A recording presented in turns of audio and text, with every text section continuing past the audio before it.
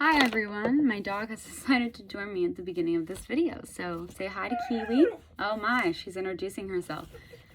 So welcome back to being a 5-1 emotional projector. So I want to talk today though about something that I think most people could benefit from hearing, at least from the perspective of a projector, but also I think everyone could hear a little bit about what it means to be selfish, and this idea that it's such a negative thing. Because I absolutely disagree. I think that being selfish can be an amazing thing, especially for someone who has been draining themselves a lot their whole life. I'm going to give an example of my own life, and then I'm going to give an example of someone else's life, because I feel like projectors can be very different. As far as me, I'm an emotional 5-1 projector, so a lot of the times my emotions are going to need to be, have that emotional wave to see what if I really want to do something. And not only that, but I'm also going to need to take into consideration that 5-1 part of me. How much do I know about this? Example, if a friend told me, hey, I want to go on a trip with you, would you like to go? I got an invitation, and it wasn't an invitation in a crowd where we were with 5-6 people and they're like, oh, we're going to go on a trip. And they didn't ever specifically mention me. But if they specifically texted me, that's my invitation. I have to be called out individually to get that invitation. Okay.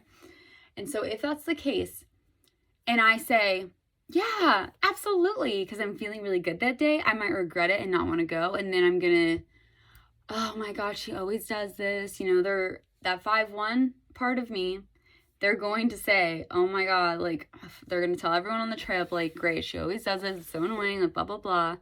And it's frustrating. It's absolutely frustrating. You're not in the wrong for being annoyed that happens in your life. But unfortunately, that is part of being a 5-1 emotional projector. It's part of my process and who I am. And so if I know how to prevent that, the only person that then is in charge of that is myself.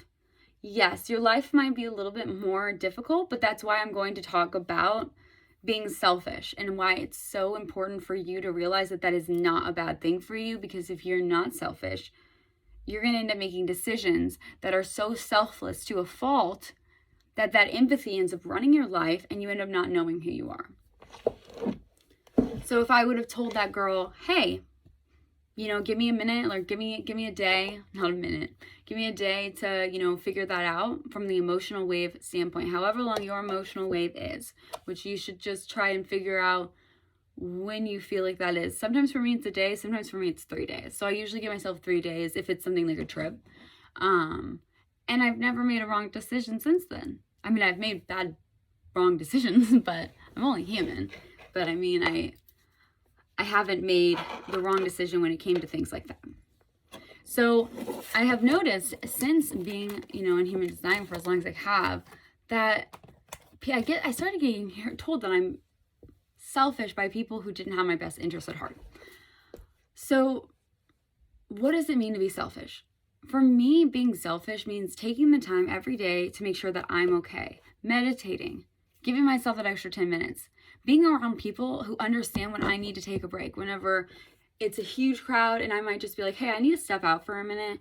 I just am feeling overwhelmed. And then look at me and be like, okay, yeah, absolutely. Not look at me like, seriously, Sammy? Why? Not sitting there arguing with me about why I need to do this, because that is not a good place for you to be. If you are around people that really do not care that you need to have a moment to reset, and they're arguing with you about it, or they're making you feel guilty, no. I mean, I'm not going to tell you what to do, but in my opinion, I don't really think that might not be the best people for you to be around. For me, it's kind of helped me realize the types of people that I want in my life, and it's helped me bring people in my life that understand that on a deep level, or they might not understand it on a deep level, but they get that about me, and they don't judge, because they shouldn't. But some people see it as being selfish. Another way that you can be selfish, I hate this term selfish, because we've had this term being selfish as such a terrible thing, but it's not. I think that I'm selfish in the sense that I'm going to do what's right for me. If my environment isn't right, I'm going to move. If I am not feeling good about a friendship, or if I'm feeling absolutely drained from a friendship, it might seem selfish for me to not be friends with them from an outside perspective. Maybe to them, to the person usually is who it seems selfish to. But if that person's calling you selfish and not hearing you out and seeing why you're being drained, or not changing the way that they're putting all this emotions on you, because most of the time when I'm talking about this, I'm talking about people who have continually projected their problems on me, expected me to fix them.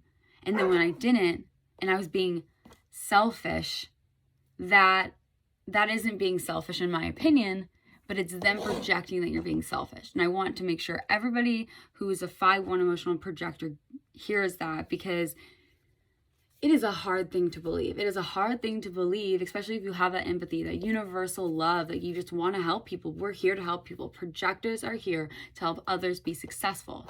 And I think a lot of the times it gets lost in translation, and they spend their life helping others and they're not taking care of themselves. And if you're not taking care of yourself, you're going to get so bitter.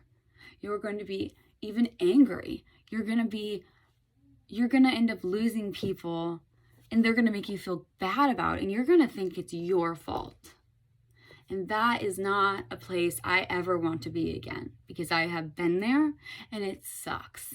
It sucks. Feeling like, why do I not have all these friends? Like, why is it I lose everybody in my life? But those people that I have in my life just used me to get what they knew that they could get out of me. So your identity is so important, to make sure you keep your identity, that you remember who you are at all times. It's okay to lose it. Oh my gosh, I'm sorry.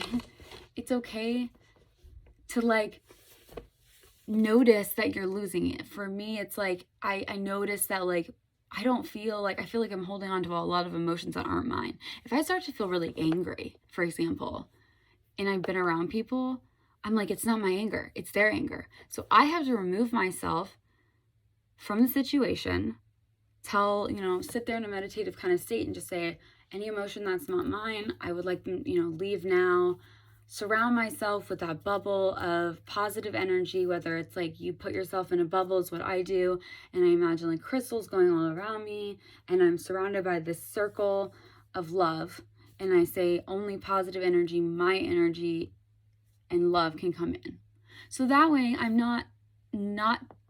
am taking in people's emotions that are there to love me and support me, because we definitely don't want to be in a position also where we're not allowing ourselves to be loved, because I think a lot of the times, you start to get called selfish and all that stuff, and then you could just put that wall back up. But it's okay to keep your walls down. You want to keep your walls down because you want invitations for the right things. But you want love and you want happiness. You don't want people who are just using you.